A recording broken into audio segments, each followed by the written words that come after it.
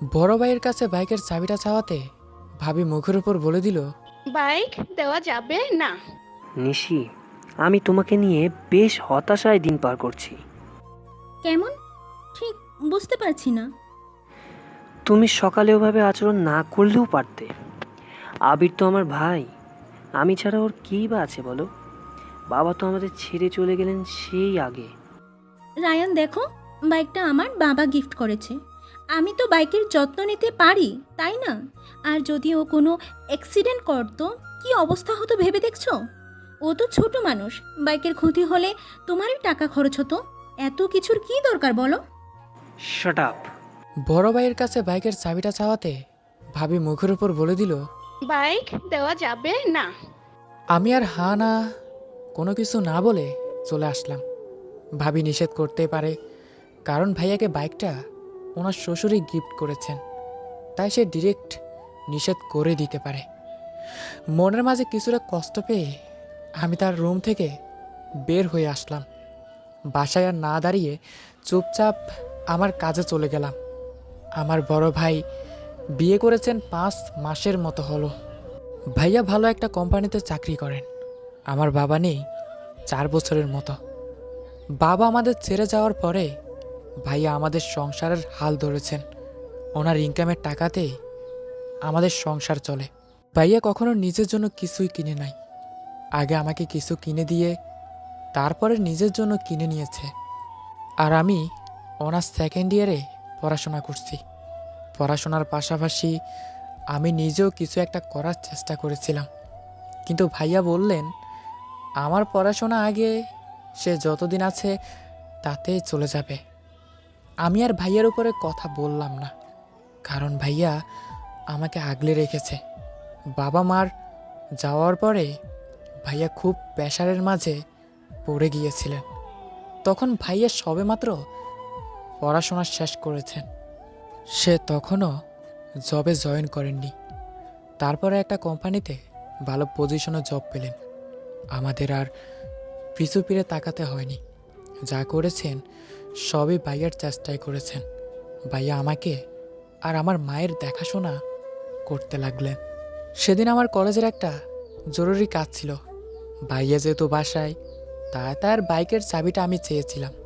আমি সরাসর ভাইয়ের বাইকের চাবি চাই না, কারণ যখন কোনো কাজে ভাইয়ের বাইকটা আমাকে দিয়ে কোথাও পাঠাতেন, তখনই ভাবি অন্য নজরে তাকাতেন।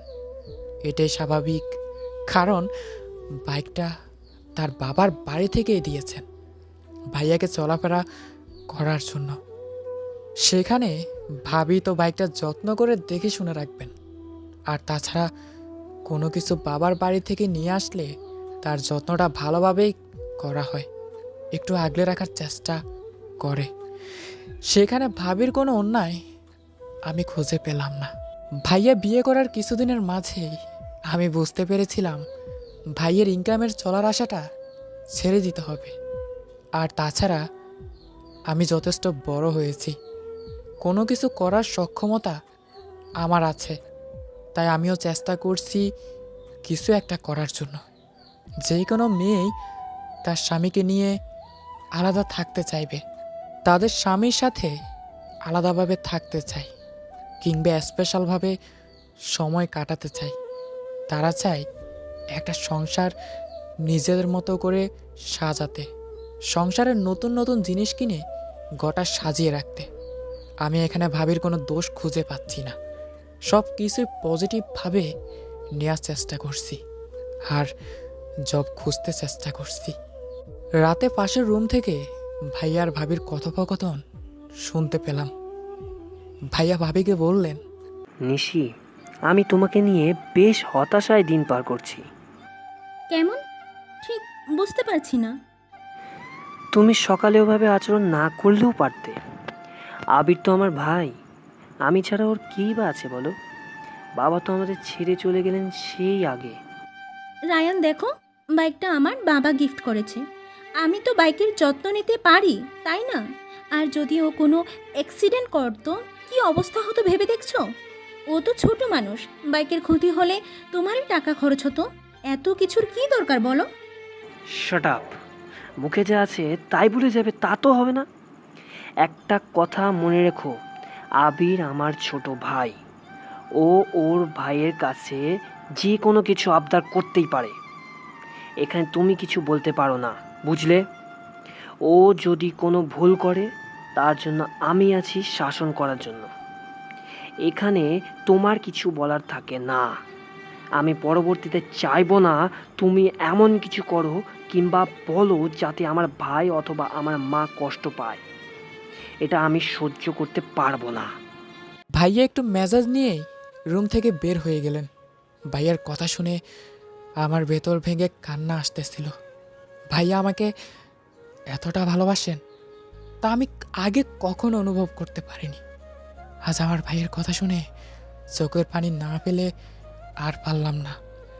2 দিন ভাবি খুব চুপচাপ ছিলেন, ঠিকমতো খাওয়া দাওয়া করেননি, এমনকি কারোর সাথে ঠিকমতো কথাও বলেনি।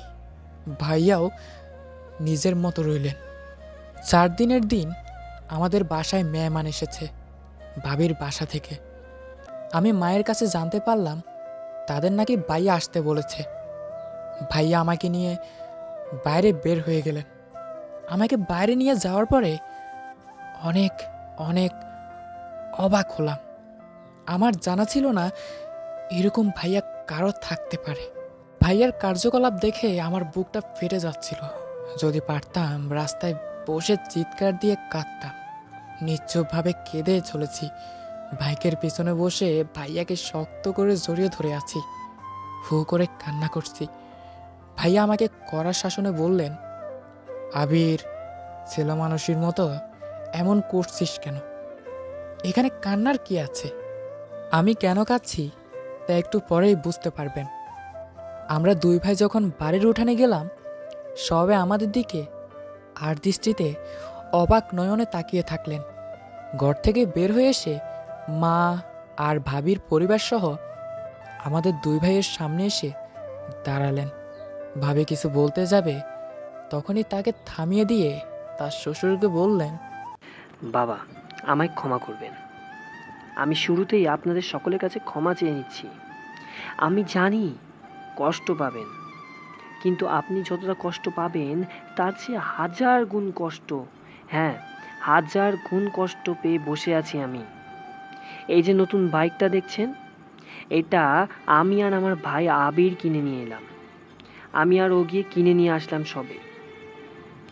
আর আপনারা যে বাইকটা দিয়েছিলেন, ওইটা আজই আপনারা নিয়ে যাবেন। আমি চাই না আপনাদের কোনো কিছুই আমার এই বাসায় থাকুক। আপনাদের মেয়েকে দিয়েছেন, এটাই আমার কাছে অনেক কিছু। আমি ওকে খুব আগলে রাখবো, বিশ্বাস করুন, তাতে কোনো কমতি থাকবে না। কিন্তু আপনাদের কিছুই আমি চাই না আমার বাসায় থাকুক।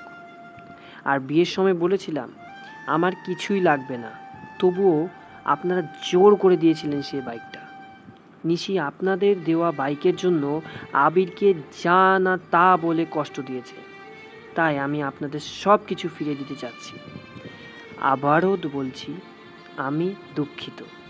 ভাবছেন এটা আমি আবেগের বশত করেছি, কিন্তু আপনারা যা ভাবার তাই ভাবতে পারেন। আমার তাতে কোনো আপত্তি নেই। আমার ভাইয়ের চাওয়া পূরণ করা আমার দায়িত্ব। আমার বাবা বেঁচে থাকলে হয়তো বাবার কাছেই চাইতো ও বাইকটা। বাবা যেহেতু নাই, সেহেতু আমি আমার ভাইয়ের সব। আমার পড়াশোনা করানোর জন্য বাবা প্রচুর টাকা নষ্ট করেছেন। সেই টাকার ভাগ আমার এই ছোট ভাইটারও। তাই ও যতদিন কিছু না করতে পারবে ততদিন আমি আছি, ওর বড় ভাই আছে। আমার ভাইয়ের উপর আমার আস্থা আছে, ও যথেষ্ট ভালো ছেলে। আর হ্যাঁ, আবির যতদিন চাকরি না করবে ততদিন আমার মা এবং ভাইকে নিয়েই থাকবো আমি। ততদিনে যেন নিশি কোনো কথা না বলে। আমার এই সিদ্ধান্ত যদি আপনারা আর নিশি না মেনে নিতে পারো, তাহলে আপনারা বিকল্প সিদ্ধান্ত নিতে পারেন। আমি আবারও বলবো, তাতে আমার কোনো আপত্তি নেই। ভাইয়ার কথা শুনে আমি আর সেখানে স্থিরভাবে দাঁড়াতে পারলাম না। আস্তে করে রুমে গিয়ে বসলাম, চোখ বেয়ে অনবরত পানি ঝরছে। ভাইয়া আমাকে শাসন করতেন ঠিক আছে, কিন্তু এতটা ভালোবাসবেন আমি ভাবতে পারিনি। ভাইয়া রে ও ভাইয়া, তুমি বাবারই মতো, তোমার আদর পেয়েছি। এ ছিল দুই ভাইয়ের প্রতি দুই ভাইয়ের ভালোবাসা। আজকের গল্পটি কেমন হয়েছে অবশ্যই কমেন্ট করে জানাতে ভুলবেন না।